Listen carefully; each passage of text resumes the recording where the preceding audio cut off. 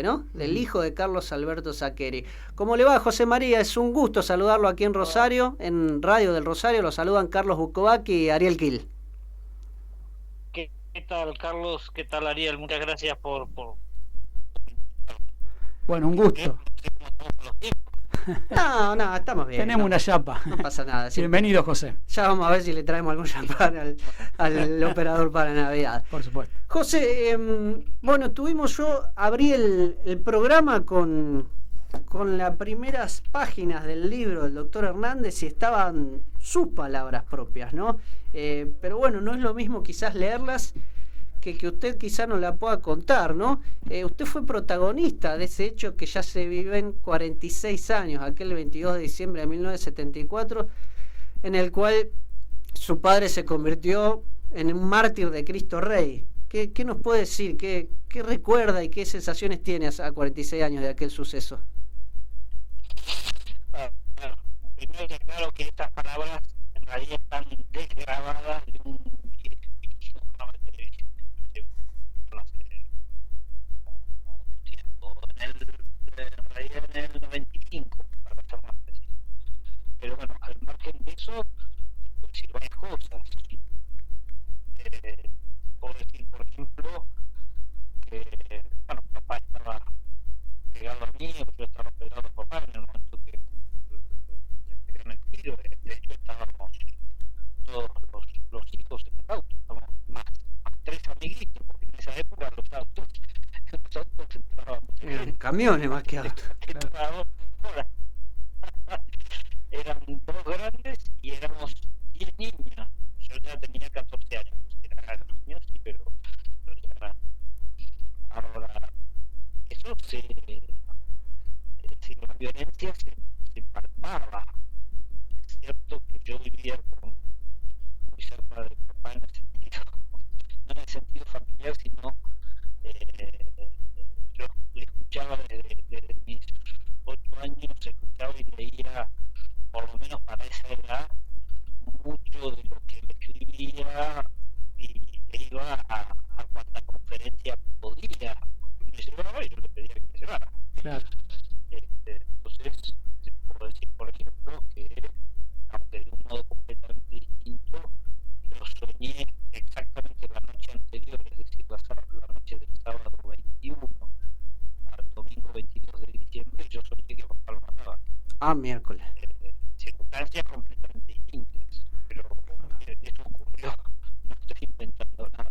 Claro. Es decir, yo, por ser el mayor y por estar más cerca, sí sabía que podía llegar a matarlo. Ahora, uno no, cuando es chico, no se da cuenta de que una cosa es una posibilidad de una muerte y otra cosa son las consecuencias de que esa muerte ocurra, ¿no? Claro. Hay algo que me impactó mucho de esas primeras páginas del libro. Dice, bueno, lo que usted en su momento dijo en una entrevista: vi la cara de un hombre que hoy, pese a que han pasado más de 20 años, la tengo perfectamente grabada en mi mente. ¿Es realmente así? Sí, en este momento que ya van casi 46 años, es decir, 45 años, 11 meses y 28, 29 días, en este momento en que estamos hablando, la estoy viendo, sí, claramente. Claro. Esas cosas que a veces se borran en la memoria, pero en mi caso no. Claro. Y por supuesto, marcan el alma para siempre. No tanto la cara, porque la cara podría ser una cara u otra, podría haber sido una persona u otra persona. Lo que me impacta es el hecho, pensar que un tiro en la cabeza produjo que realmente todos terminamos estrictamente bañados en su sangre. Sí. Bañados en su sangre en el sentido más literal y estricto. Y más allá de que no se pudo averiguar. ¿Hola? No, si vos ves, no es que no se pudo averiguar. Tristemente creo que es un poco más grave, no se quiso averiguar. Claro, sí. No, le estaba introduciendo otra pregunta de esto de que, más allá de que... Lo que le iba a decir es que, más allá de que no se pudo o no se quiso, pero nunca se encontraron los responsables. Eh, si usted tuviera la chance o los hubiera encontrado, los hubiera tenido enfrente en algún momento, a tantos años, ¿cuáles son los sentimientos hacia a esa gente o esa ideología o esa posición que dijo a este hay que liquidarlo? Vamos más despacio, me parece. Primero, aunque no sepa las personas, sí sabemos quiénes fueron. Un grupo de la guerrilla marxista que se llamaba ERP 22 de agosto, es decir, Ejército Revolucionario del Pueblo. Este ERP 22 de agosto era una escisión, era el producto de una división del ERP grande, ¿sí? Uh-huh.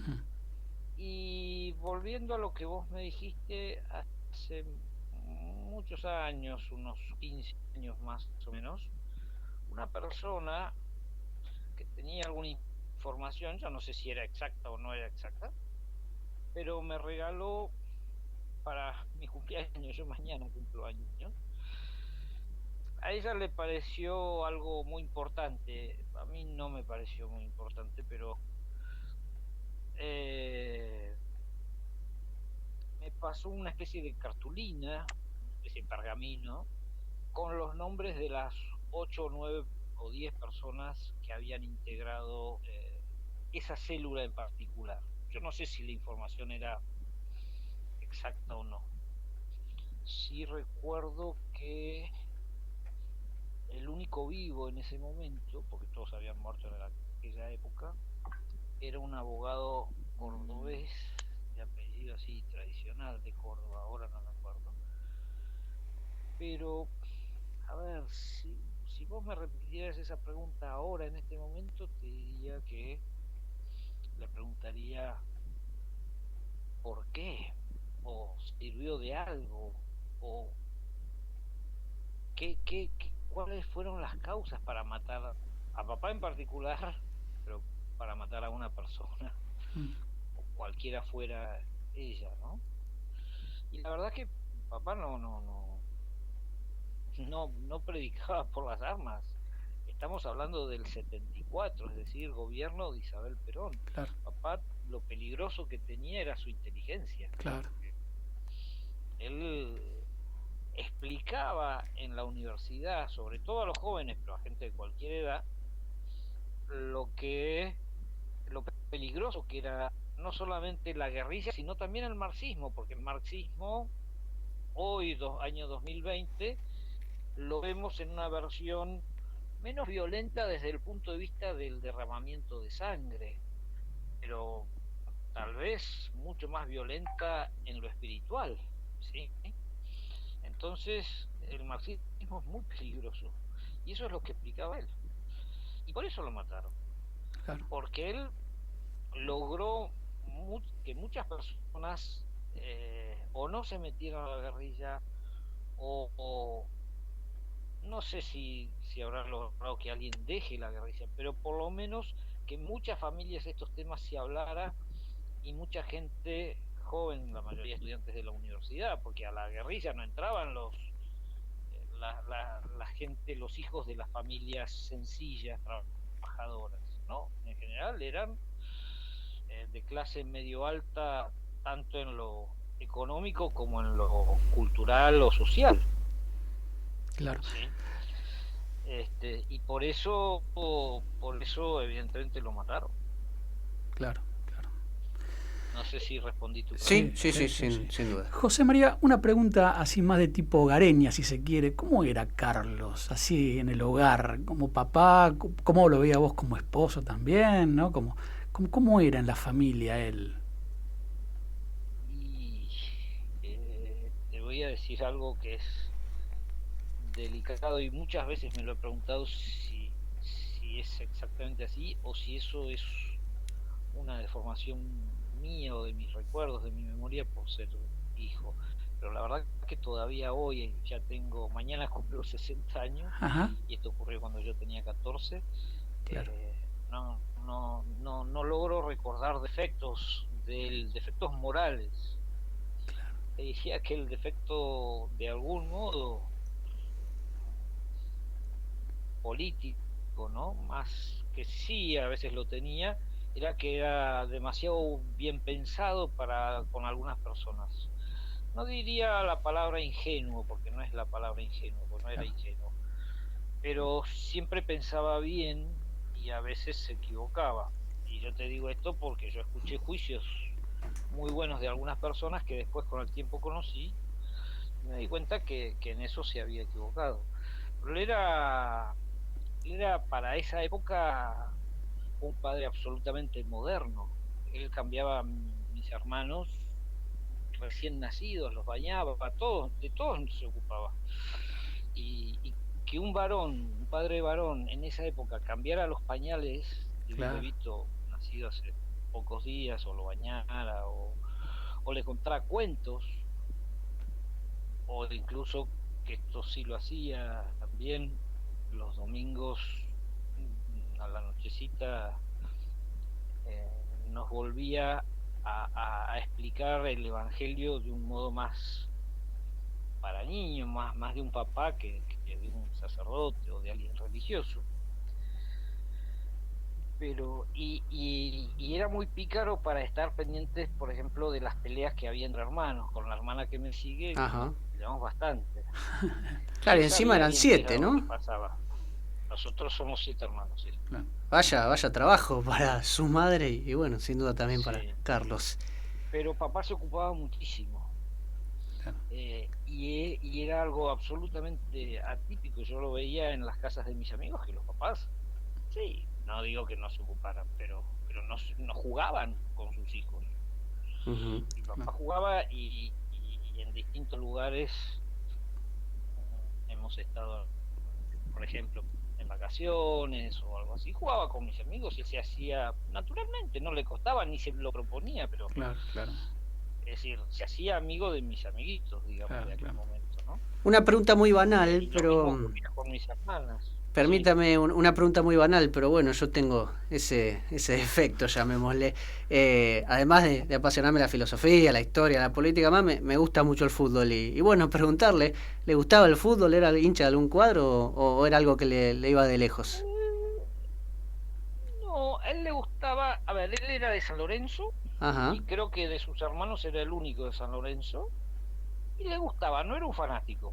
Claro. Claramente no era un fanático del fútbol. Además, la verdad es que en esa época era muy difícil estar muy pendiente del fútbol cuando uno tenía un mínimo de sentido común y político y patriótico, porque la verdad que todos los días moría gente con bombas, por tiros, o lo que fuera. Claro. En muchos sentidos aquella época era mucho más grave que esta. En otros sentidos creo que esta es más grave que aquella, sobre todo en materia de la salud espiritual de una sociedad. Creo que hoy estamos mucho más lastimados, ¿no? Claro. Pero volviendo a tu pregunta de los deportes, él era zurdo, por ejemplo, usaba la mano izquierda. Entonces, claro, me acuerdo que una vez jugando a algo con las manos, no me acuerdo, dijo, bueno, yo los desafío y les voy a ganar, aunque les voy a jugar con la zurda. Claro, yo me di cuenta, pero el resto no se dio cuenta. Pero le gustaba un poco todo. A caballo le gustaban mucho los caballos, le gustaba mucho la vida fuera. Mi abuelo tenía un pedazo de tierra, con lo cual vivíamos a caballo cuando estábamos en iba por un lado del campo. Bien. Todo lo que tuviera que ver con el campo y digamos la tradición, por decirlo de algún modo, le gustaba, pero también le gustaba la esgrima. A mí no me gustaba el fútbol, y él me impulsaba que jugar al fútbol. A mí me gustaba más la ovalada. Claro. Y a él también le gustaba, pero también quería que yo hiciera algo que por ahí no me gustara o no me entusiasmara tanto. Pero lo que tenía que ver con lo físico. Claro. Así que, bueno, ahora sí vamos a ir tratando de darle el cierre al programa, que el operador está ahí mirando, pero una última preguntita, bueno, ¿cómo fue entonces durante todo el resto de sus años, de su juventud, su adolescencia, su primera adultez, saber que tenía ese legado, ¿no? De un padre que dio tanto por la patria, por la política, la filosofía, y que encima murió siendo un mártir de Cristo Rey? ¿Cómo lo vivió? ¿Cómo se vinculaba con la gente, con esa historia? A ver, en general con alegría, pero sí con un extrañamiento muy importante, porque además de haber perdido a un padre, a cualquier padre, como cualquier hijo que pierda a su padre, yo perdí un padre extraordinario, que era extraordinario como padre, pero también fui conociendo más su figura a medida que fui creciendo, con lo cual también a veces en algunos momentos uno siente una cierta carga, una cierta responsabilidad, que es linda, es alegre, pero a veces uno la siente. Y además a veces la gente simplifica mucho, ¿no? Es verdad. Pero bueno, fue una vida. Hoy, pasados tantos años, todavía lo extraño. De vez en cuando me preguntaría qué diría él de tal cosa o cual cosa, ya sea política o personal. Claro. Y cómo fue realmente un adelantado en tantas cosas. Así que, José María, realmente ha sido un gran honor también. Seguro, sin duda. No, ha sido, justamente usando tus palabras, un verdadero honor tenerte en este programa de Filosofía con Vocales. Yo me acuerdo hace unos años, te conocí personalmente por la presentación justamente del doctor Hernández, del famoso Ladrillo, el libro, la biografía de tu papá, y estuvimos compartiendo, comiendo algo con el Instituto Estrada. Y ahora escucharte otra vez, ¿no? Me hace de alguna manera rememorar aquella charla que tuvimos, y que ha sido para mí un gusto conocer al hijo de Carlos Aqueri, que desde que conocí a tu papá fue realmente un modelo para mí, ¿no? Encima que participó de la Acción Católica, yo vengo también desde los 9 años de la Acción Católica, también todas estas cosas me fueron... Fue un dirigente.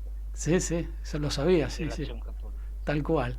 Así que realmente un gusto, un placer escucharte nuevamente y hablar también de tu papá, ¿no? Tan cercano. A los dos. Muy bien, será hasta cualquier momento. Seguramente cuando pasen estas cosas habrá mucho más cruces entre Buenos Aires y Rosario, y ¿por qué no nos estaremos viendo personalmente? Por supuesto. Un gran abrazo. De hecho, yo ayer estuve en Rosario. Uy, mirá, justo, mirá. Y bueno. El miércoles y el jueves estuve en Rosario. Me volví ayer a la noche. Mirá. No le picaron los mosquitos al final, ¿no? Y a disposición. ¿Cómo? ¿No le picaron los mosquitos al final? No. Porque ahí estuvimos intercambiando mensajes y yo le mandaba. Y muy feliz. Un poco de sangre guaraní. Está muy bien. No me pican tanto. Y muy feliz cumpleaños por mañana. Así es, que pases un lindo día. Gracias. Bueno, será hasta cualquier momento. Muchísimas gracias por José. compartir. Hasta cualquier momento. Adiós. Adiós. Bueno, me parece que